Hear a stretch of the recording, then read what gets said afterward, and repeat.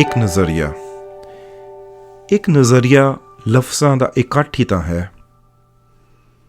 ਇਹਨਾਂ ਲਫ਼ਜ਼ਾਂ ਨੂੰ ਦੂਜੇ ਪਾਸੇ ਤੋਰ ਲਵੋ ਤਾਂ ਇੱਕ ਨਵਾਂ ਨਿਵੇਕਲਾ ਇੱਕ ਹੋਰ ਨਜ਼ਰੀਆ ਬਣ ਜਾਂਦਾ ਹੈ। ਇਹ ਲਫ਼ਜ਼ਾਂ ਦੀ ਖੇਡ ਚੱਲਦੀ ਰਹਿੰਦੀ ਹੈ ਤੇ ਖਿਡਾਰੀ ਬਦਲਦੇ ਰਹਿੰਦੇ ਨੇ। ਲਫ਼ਜ਼ ਆਪਣੇ ਆਪ ਨਾਲ ਉਲਝਦੇ ਨਹੀਂ, ਸਗੋਂ ਇਕਸਾਰਤਾ ਵਿੱਚ ਰਹਿੰਦੇ ਹਨ। ਇਹਨਾਂ ਦੀ ਸਾਂਝ ਨਾਲ ਹੀ ਤਾਂ ਵਾਕ ਕੋਈ ਦ੍ਰਿਸ਼ਟੀਕੋਣ ਬਣਾ ਸਕਦਾ ਹੈ। ਇਹ ਲਫ਼ਜ਼ਾਂ ਦਾ ਸੰਗ੍ਰਹਿ ਯੁੱਗ ਬਦਲਣ ਦੀ ਸਮਰੱਥਾ ਰੱਖਦਾ ਹੈ। ਬੜੀ ਵਾਰ ਇਹ ਸੋਚਣ ਤੇ ਮਜਬੂਰ ਕਰ ਦਿੰਦੇ ਹਨ ਕਿ ਵਰਤਮਾਨ ਦੁਨੀਆ ਦਾ ਚਿੱਤਰ ਤੇ ਉਸ ਦੀ ਰੂਪ ਰੇਖਾ ਇਹਨਾਂ ਲਫ਼ਜ਼ਾਂ ਕਰਕੇ ਹੀ ਤਾਂ ਹੈ। ਇਹ ਕੁਦਰਤ, ਜੀ ਜੰਤੂ ਅਤੇ ਪਦਾਰਥਵਾਦੀ ਜੀਵਨ ਨੂੰ ਦਿਮਾਗ ਦੇ ਕੈਨਵਸ ਤੇ ਰੰਗ ਭਰ ਇਹ ਲਫ਼ਜ਼ ਸ਼ਾਇਦ ਜ਼ਿੰਦਗੀ ਨੂੰ ਮਤਲਬ ਦਿੰਦੇ ਹਨ। ਜੇ ਇਹ ਲਫ਼ਜ਼ ਨਾ ਹੁੰਦੇ ਤਾਂ ਦ੍ਰਿਸ਼ਟਮਾਨ ਦੁਨੀਆ ਵਿੱਚ ਜਜ਼ਬਾਤਾਂ ਦੇ ਰੰਗ ਕੌਣ ਭਰਦਾ? ਇਹ ਸਾਡੀ ਸੋਚ ਦੇ ਅਨਿੱਖੜਵੇਂ ਅੰਗ ਹਨ। ਜ਼ਰਾ ਸੋਚੋ, ਸਾਨੂੰ ਭਾਵਨਾਵਾਂ ਦੇ ਸਮੁੰਦਰ ਦੇ ਤਲ ਦਾ ਕੌਣ ਅਹਿਸਾਸ ਦਿਵਾਉਂਦਾ? ਇਹਨਾਂ ਨੂੰ ਸਹੀ ਘੁਰੇ ਵਿੱਚ ਬੁਣ ਕੇ ਲੇਖਕ, ਕਵੀ ਜਾਂ ਵਕਤਾ ਕਿਵੇਂ ਬਣਦਾ? ਬਿਨਾਂ ਲਫ਼ਜ਼ ਸੰਗੀਤ ਵੀ ਅਧੂਰਾ ਹੁੰਦਾ। ਪਿਆਰ ਦਾ ਇਜ਼ਹਾਰ, ਮਾਂ ਦੀ ਮਮਤਾ ਅਤੇ ਅਥਰੂਆਂ ਦਾ ਕੁਰਲਾਣਾ ਵੀ ਸ਼ਾਇਦ ਅਰਥਹੀਨ ਹੁੰਦਾ। ਸੰਕੇਤਕ ਯਾਨੀ ਨਾਨ ਵਰਬਲ ਤੇ ਮੌਖਿਕ ਯਾਨੀ ਵਰਬਲ ਲਫ਼ਜ਼ਾਂ ਦੀ ਸਹੀ ਮਾਤਰਾ ਵਿੱਚ ਜਜ਼ਬਾਤਾਂ ਦਾ ਇਜ਼ਹਾਰ ਕਰਨਾ ਸ਼ਾਇਦ ਉਹ ਵੀ ਵਾਂਝਾ ਰਹਿ ਜਾਂਦਾ। ਜਿੱਥੇ ਇਹ ਲਫ਼ਜ਼ ਮਨੁੱਖ ਦੀ ਸ਼ਖਸੀਅਤ ਦੀ ਸਿਰਜਣਾ ਕਰਦੇ ਹਨ, ਉੱਥੇ ਇਹ ਸ਼ਖਸੀਅਤ ਨੂੰ ਹਉਮੈ ਦੀਆਂ ਸਖਤ ਸਲਾਖਾਂ ਪਿੱਛੇ ਸੁੱਟ ਦਿੰਦੇ ਹਨ। ਮੇਰਾ ਧਰਮ, ਮੇਰਾ ਮਜ਼ਹਬ, ਮੇਰੀ ਜਾਤ, ਕਬੀਲਾ, ਰਾਸ਼ਟਰਵਾਦ, ਇਹ ਜੰਗਾਲੀ ਹੋਈ ਸੋਚ ਨੂੰ ਉਭਾਰਦੇ ਹਨ।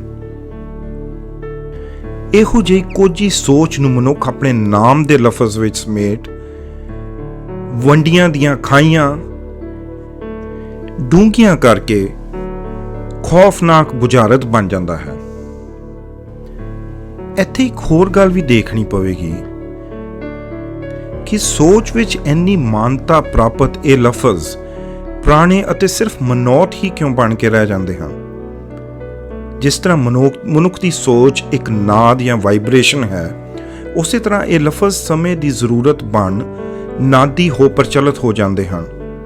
ਸਮਾਂ ਲੰਘ ਜਾਣ ਤੇ ਸਿਰਫ ਕਿਤਾਬਾਂ ਦਾ ਸ਼ਿੰਗਾਰ ਬਣ ਆਪਣੇ ਨਾਦ ਦੀ ਖੁਸ਼ਬੂ ਗਵਾ ਬੈਠਦੇ ਹਨ।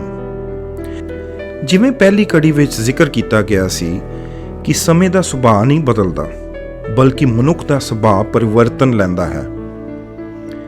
ਉਸ ਤਰ੍ਹਾਂ ਲਫ਼ਜ਼ ਸੋਚ ਦਾ ਅਨਿੱਖੜਵਾਂ ਅੰਗ ਹੋਣ ਕਰਕੇ ਬਦਲਦੇ ਸਮੇਂ ਵਿੱਚ ਪ੍ਰਵੇਸ਼ ਹੋ ਪੁਰਾਣੇ ਹੋ ਜਾਂਦੇ ਹਨ।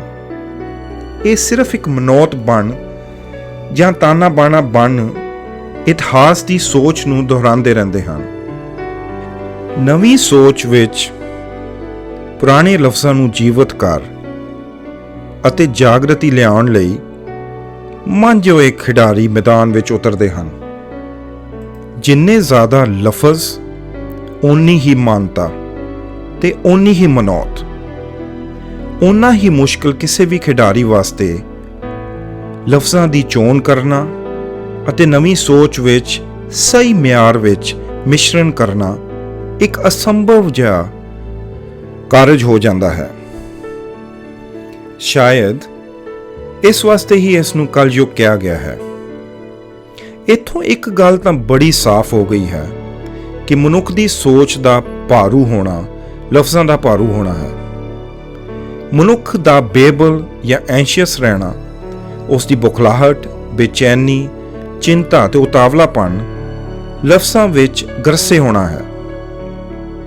ਮਨੁੱਖ ਕੋਲੋਂ ਇਹਨੂੰ ਠੱਲ ਪਾਉਣ ਤੋਂ ਸਿਵਾ ਕੋਈ ਚਾਰਾ ਨਹੀਂ ਰਹਿ ਜਾਂਦਾ। ਤਾਂ ਹੀ ਮੰਤਰ ਇਸ ਦੇ ਮਨ ਦੇ ਅੰਤਰੀਵ ਦਾ ਸਹਾਰਾ ਬਣਦੇ ਨਿਤਰਦੇ ਹਨ।